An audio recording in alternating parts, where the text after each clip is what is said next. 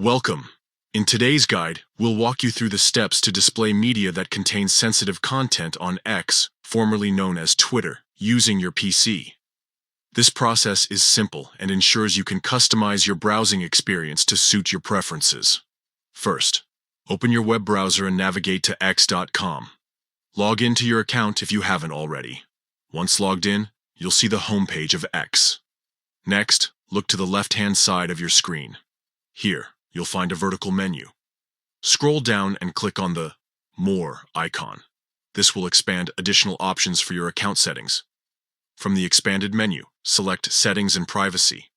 This will open a new page filled with various options to manage your account preferences.